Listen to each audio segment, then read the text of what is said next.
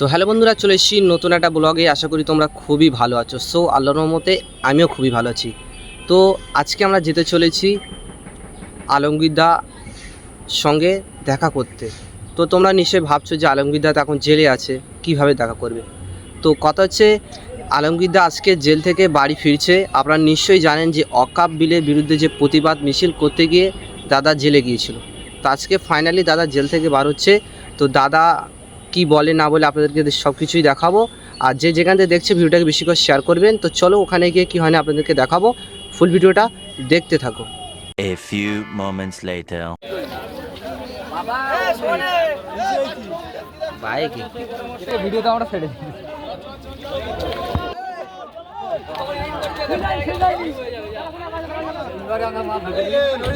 ভালো করতিস ভাই, ভালো কথা বললাম না। কি দিলে গেছ না বুঝছিস ভাই? হ্যাঁ, প্রত্যেক আমি অন্তত দিল্লি মধ্যে 30টা শেয়ার করি। কি বলবেন, অকাপ আন্দোলনে 31 দিন পর জেল খেটে আজকে বাড়ি ফিরছেন এবং মানুষের যে ভিড়, কি বলতে চাইছেন সর্বপ্রথম? দেখেন, মানুষের যে ভিড়, মানুষের ভালোবাসা, মানুষের সঙ্গে যে আচরণ করেছি সেই আচরণের টানে মানুষ আজকের এখানে হাজির হয়েছে। আপনি যে প্রথম যে প্রশ্নটা করলেন যে ওয়াকাপের জন্য আন্দোলন করতে গিয়ে আজকের আমাদের জেল খেটতে আসতে হচ্ছে। যে মুখ্যমন্ত্রী বলেন যে মুসলমানরা নাকি তানার দুধ বা গায়, সেই মুসলমানদের উপর আক্রমণ করে আজকের এত জেলে পাঠাচ্ছে।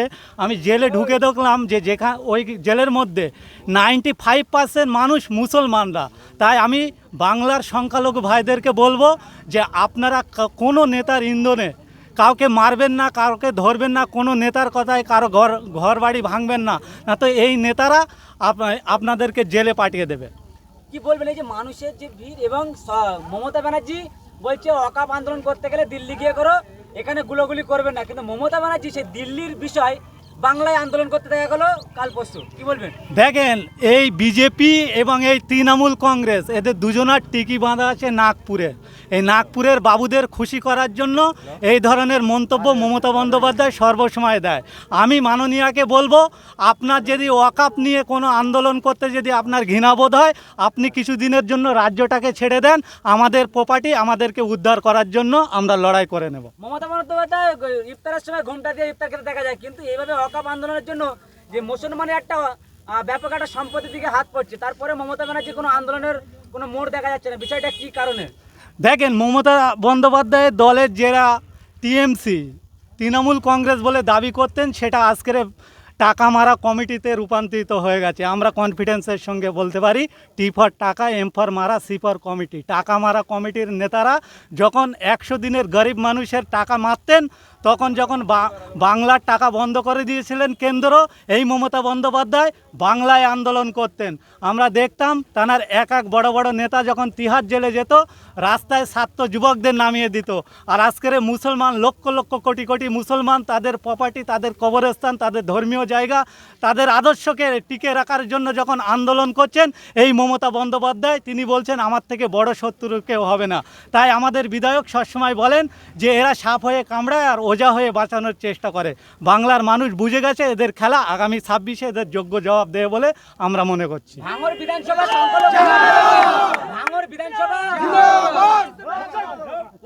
ভাঙড় বিধানসভায় সংখ্যালঘু এলাকা বেশি, আর সেই ভাঙড়ে মিথ্যা কেসে জর্জরিত হচ্ছে ভাঙড় বিধানসভার মানুষ, এবং লাশের কিন্তু ভাঙড়ের মা বোনেদের কোল খালি হচ্ছে সেই ভাঙড় বিধানসভাতে।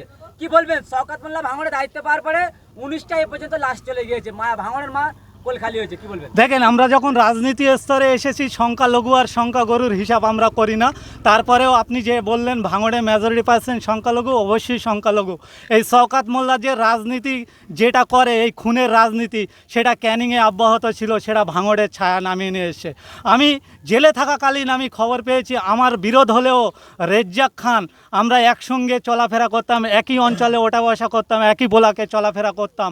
এই তৃণমূলের হাতে তানাকে খুন হতে হয়েছে। আমি তো ঠিকই করে নিয়েছিলাম যে জেল থেকে সর্বপ্রথম আমি রেজ্জাক খানের বাড়িতে যাব। আমার শুধু দল অনুমতি দিলে, এখনও জেলে দাঁড়িয়ে আছি, আমি রেজ্জাক খার বাড়ি থেকে আমি আমার নিজের বাড়ি যাব। সে রাজনীতিভাবে আমি রেজ্জাক খানের বাড়িতে যাব।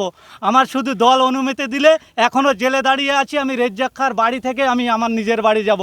সে রাজনীতিভাবে তার সঙ্গে আমার মানে বিরোধ থাকতে পারে, কিন্তু মানসিকতাভাবে মানুষ হিসেবে তাকে কোনোদিন আমি ঘৃণা করতাম না। তৃণমূলের এক শ্রেণীর মানুষ তাদের স্বার্থসিদ্ধি বাড়ানোর জন্য এই রাজ্জাক খানকে খুন করে দিয়েছে। আমাদের আইএসএফের অনেক মায়ের কোল খালি করে দিয়েছে, অনেক যুবকের প্রাণ কেড়ে নিয়েছে। আমরা শুধু ভাঙড়ের শুভবুদ্ধি সম্পূর্ণ মানুষ, যারা জাত ধর্ম বর্ণ নির্বিশেষে একে অপরের কাঁধ দিয়ে হাতে হাত দিয়ে স্কুলে গিয়েছিলাম, পট্টপাঠন করেছিলাম। আমি তাদের কাছে অনুরোধ করব যে কোনো রাজনৈতিক দলের ইন্ধনে আপনারা ট্যাপে পড়ে কারোর উপর অত্যাচার নামিয়ে আনবে না। সেই অত্যাচার বন্ধ করার জন্য ভাঙড়ে আইএসএফের জন্ম হয়েছে, আর ভাঙড়ের মানুষ দিশা দেখাবে গোটা বাংলাকে এবং পশ্চিমবঙ্গকে, এমনকি কালীঘাটে পর্যন্ত পৌঁছে দেবার দায়িত্ব আমরা নিচ্ছি। ভাঙড়ের শওকত মোল্লা দায়িত্ব পেয়েছে অবজারভার হওয়ার পর থেকে। ভাঙড়বাসীর অভিযোগ 19খানা মায়ের কোল খালি হয়েছে, যুবক ছেলে একেবারে টর্চার, যুবকরা তারা মৃত্যু একেবারে কখনো গুলিতে কখনো বোমার আঘাতে মৃত্যু হয়েছে ভাঙড় বিধানসভাতে। কি দাবি এই জেল থেকে ফেরার পরে আপনার কি দাবি? কেন আপনিও টাকা ধরতে গেলে আতঙ্কের মধ্যে, কারণ শওকত মোল্লা ভাঙড়ে এখনো দায়িত্ব আছে তার। দেখেন, আমরা শওকত মোল্লার আতঙ্ক দেখে সর্বপ্রথম দল করি না, আমরা দল করেছি মানুষের স্বার্থে, মানুষের সুবিধার্থে আমরা দল করেছি। ভাঙড় বিধানসভায় যে তৃণমূল কংগ্রেস বলে দাবি করত, তারা যে নির্মম অত্যাচার করত আমাদের উপরে, তার থেকে মুক্তি পাওয়ার জন্য আমরা রাজনীতিটা বেছে নিয়েছিলাম আইএসএফ। ভাঙড়ের মানুষ সুবুদ্ধি সম্পূর্ণ মানুষ, তারা একদম শহরের সন্নিকটে থাকে। বর্তমান ভাঙড়কে কলকাতা পুলিশের ডিভিশনে নিয়ে আসা হয়েছে, কিন্তু তেমন কোনো পরিষেবা নেই। সেই পরিষেবাগুলো মানুষের দ্বারে পৌঁছে দেওয়ার জন্য আমরা 2023 সালে আমাদের জনপ্রতিনিধিদেরকে নিয়ে আমরা নমিনেশন পর্বে নমিনেশন করতে যাচ্ছিলাম। এই যে শওকত মোল্লা, জানাকে ভারতবর্ষের তদন্তকারী সংস্থা নটোরিয়াস ক্রিমিনাল বলে আখ্যায়িত করেছেন, সেই নটোরিয়াস ক্রিমিনালকে কালীঘাটের ময়না দায়িত্ব দিয়েছেন। আমি কালীঘাটের ময়না এ রাজ্যের মাননীয়াকে বলবে অবিলম্বে তানারকে সতর্ক হতে বলুন। বাংলা সহ ভাঙড়ের মানুষ যেদিন খেপে যাবে, এর অস্তিত্ব, এর মানে দিশা কোথায় গিয়ে দাঁড়াবে সেদিন বুঝতে পারবে না। আমরা লাশের রাজনীতি করি না। লাশের রাজনীতি যদি করতাম তাহলে আমরা মহিউদ্দিন মোল্লার লাশ নিয়ে নবান্নে চলে যেতাম। আমরা দেখেছি শওকত মোল্লার দলের মানুষ এই রেজ্জাক খানকে খুন করেছে, আর শওকত মোল্লা মিডিয়া প্রেসে বলছেন যে তিনি লাশ নিয়ে রাজনীতি মিছিল করবে। এই রাজনীতি, এই লাশের রাজনীতি বন্ধ করার জন্য ইন্ডিয়ান সেকুলার ফ্রন্ট পশ্চিমবঙ্গের কোনায় কোনায় তারা খাম চিহ্নের ঝান্ডা ছড়িয়ে দিয়েছে।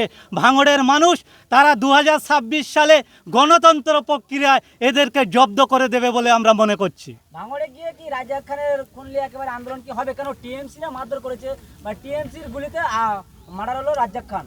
কি দাবি আইএসএফের পক্ষ থেকে? আইজে তো সৌজন্যতা রাজনীতি দেখায়, তাই এর পরবর্তী কি দেখাবে? সারা বাংলার মানুষ যখন জানে তৃণমূলের হাতে খুন হয়েছে, সারা ভাঙড়ের মানুষ যখন জানে তৃণমূলের হাতে খুন হয়েছে, এই শওকত মোল্লারা নিজেদের ব্যালেন্সটাকে ঠিক করার জন্য মোফাজ্জেলকে অন্য দলে ঠেলে দিয়েছেন।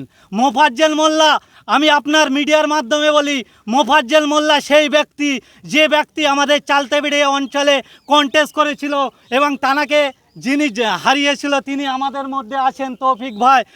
তানার কাছে মোফাজ্জেল মোল্লা 404 ভোটে হেরে গেছে। এই মোফাজ্জেল মোল্লাকে আজকেরে তৃণমূল বলে মানতে পারছে না।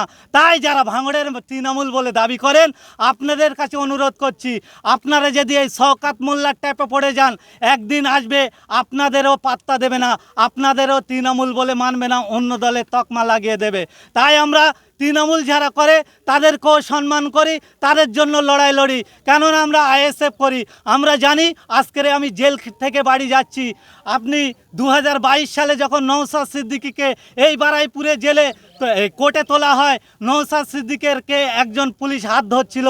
নওশাদ সিদ্দিকী বলেছিল যে পার্থবাবু হলে আপনি হাত ধরতে পারতেন।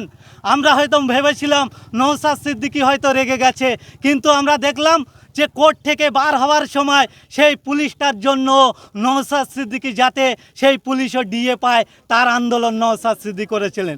এইটাই তো ইন্ডিয়ান সেকুলার ফ্রন্টের আদর্শ।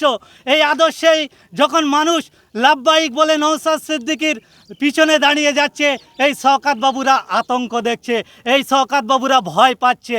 আমরা বলি ইন্ডিয়ান সেকুলার ফ্রন্ট করি, আমরা বিরোধী দল করি, আমরা আমাদেরকে ভয় দেখিয়ে চমক আর ধমক দেখিয়ে আটকানো যাবে না। আজকের এই যে গতিটা পূর্বে দেখতে পাচ্ছিলেন, আজ থেকে কনফিডেন্সের সঙ্গে বলছি রাজনীতিটার গতি কিভাবে বাড়াতে হয়।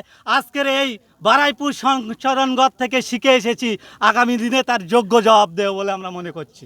সো দেখলেন যে আলমগীরদা বাড়ি ফিরে এসছে, একেবারে খুবই খুশি, আর তাদের গ্রামের ছেলেরা খুবই আনন্দিত এবং আমিও খুবই আনন্দিত যে একটা দাদা যেভাবে এতদিন বিনা দোষে জেল কেটেছে, দাদাটা বাড়ি ফিরেছে, খুবই খুশি আমরা। আপনারা নিশ্চয়ই খুশি হয়েছেন। তো যাই হোক, আজকের এই ছোট্ট ব্লগটা কেমন হচ্ছে আপনারা কমেন্ট করে জানাবেন, আর যেখান থেকে দেখছেন ভিডিওটাকে বেশি করে শেয়ার করার চেষ্টা করবেন। তো দেখাচ্ছে নেক্সট একটা ব্লগে, তত সবাই ভালো থাকবেন, সুস্থ থাকবেন, সবাইকে অসংখ্য ধন্যবাদ।